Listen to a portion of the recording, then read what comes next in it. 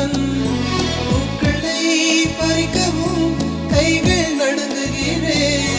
பகவான் பேசுவதில்லை, அடபக்தியும் குறைவதும் இல்லை, காதலி பேசவும் இல்லை, என் காதல் குறைவதும் இல்லை.